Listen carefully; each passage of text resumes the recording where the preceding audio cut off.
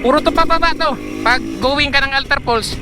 So ito na ang pinaka main event natin. Tingnan nyo. Grabe yung bulusok nito. This is the road when you going to Altar Falls.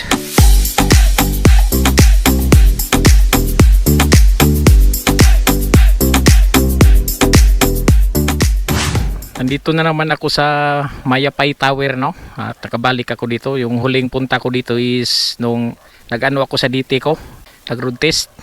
So ngayon meron na siyang ano, no, yung para buhusan sa simento. Yung huling ano ko dito last month is wala pa. Yeah. So today's video is pupuntahan natin yung Altar Falls. Kung di pa kayo nakapunta dito o narinig nyo na ba to, so yun ang pupuntahan natin ngayon. So itong pangalan ng project niya, itong ano, yung daan na to. Ayun siya. This is where your taxis go. Access road leading to Altar Falls, Butuan City, Agusan del Norte. Date is started June 29, 2023. So ito yung daan, no? Ito siya. So mapupuntahan na rin natin to kasi yung daan na to is gagawin daw tong tourist spot. Ang yun mga sabi nila eh.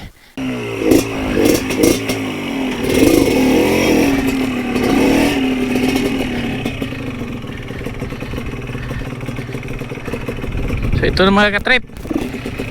Dati kasi ito, nung mga sumasabay ako sa Butuan Trail Riders, yung daan na to is yan siya kataso. Oh no. Kakaano diyan siya kataas, tapos binawasan nila para hindi masyadong assault. Aha. Ito na siya ngayon. Wow! Itong sa kanan is hindi pa nabuhusan, no? At ang left side is bago pa. Yan siya. Basang-basa pa, baka kagabi pa siguro yan binuhusan. Yeah.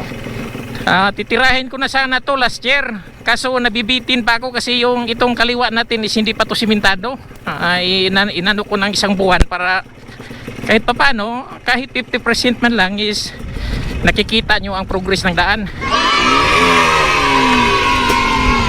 Tingnan nyo yan, no?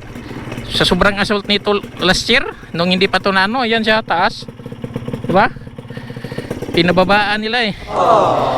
Dandahan lang tayo dito dahil medyo lutang pa yung mga bato. Yeah. Dito part to, ayun ang Butuan, no? Kitang kita buong Butuan.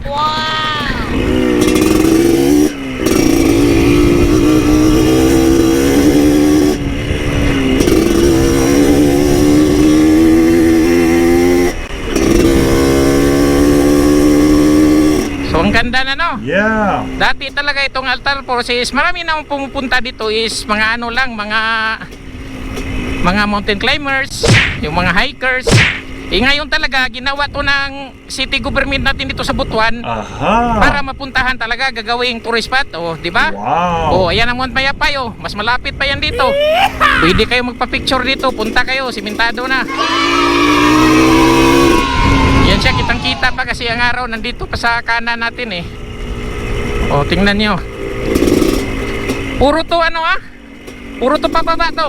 Pag going ka ng Altar Falls, yun o, doon is pinakababa. Punta tayo dyan, yun sa paanan ng Mount Mayapay. Puro to pabulusok. Kaya ihanda mo ang brake mo dito. Naku, nakakatakot na. So tingnan nyo, yung kanan is bagong ano pa rin yan, no? Bagong ano pa, buhos. So dito tayo sa kaliwa. Naku, kadelikado ba dito? Parang nakakatakot. Second gear tayo, first gear para maka-engine brake. Delikado dito pag tag-ulan to at saka pagbalik ko. Nako. Opa. Pidpid tayo, pidpid sa gilid. So parang di pa kayanin ng ano to, ng mga scooter, no? Kung siguro pababa kaya nyo, pero pag akyat nito, nako, mahirap to. Ayun yung Mount Mayapay. Dandahan na tayong pababa, ha, pabuluso ka. Makikita nyo rin to ang Altar Falls na pwede nang madaanan ng mga sasakyan. Kasi ako din dati, mahilig naman talaga ako sa mga nature trip. Ito talaga, ayun na, napatay na yung ano natin, makina. Oh no. Puro na lang tayo balancing nito. Balik na naman tayo sa practice. Okay, bitawan daw natin yung ano, clutch kung mag-start to ba. Yun. Galing yan. Dito naka-grade siya, oh. Naka-scraper. Itong daan na to, dito ako tumagos nung ano, papunta yan ng Bunbun. Aha. Siguro napanood nyo na to, nakikita nyo na to sa picture ng Google Map, itong Altar Falls dito sa Butuan. So ito na ang pinaka main event natin. Tingnan nyo, oh.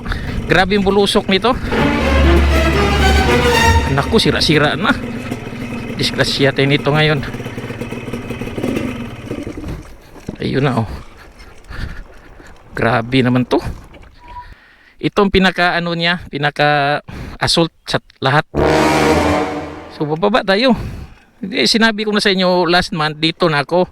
Pero talagang hirap na hirap ang diti ko noon. So, ito lang. Pabulusok tayo, ha. Huwag nyo, mga scooter boys, huwag nyo akong gayahin dito dahil hindi talaga ubran yung mga scooter nyo dito.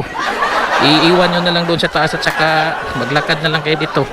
Malayo pa to, hanggang doon pa to sa baba. Kasi hindi pa to ganito nung nakaraan eh.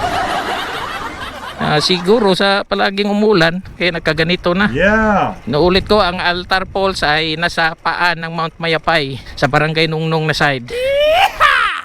Hala ka, ano ba tong pinagagawa ko ngayon? Kinabkab na naman nilang dito sa gilid, oh, na pinalapara nila. Hindi mo to ganito last month. Nandito na tayo sa medyo kalahati na ng Mount Mayapay. Nung mga unang panahon dito is tao lang talagang makapasok dito, walang motor. Kailangan natin ng ano, engine brake, foot brake, hand brake, and then balancing sa katawan. Marami nang ano dito, mga trail rider pumasok, nagpa-picture lang sila. May video naman. Pero hindi talaga nila na vlog buo mula doon sa ano, sa taas, sa tower. Hindi nila nakunan. Tsaka may ano pa dito, may kahoy.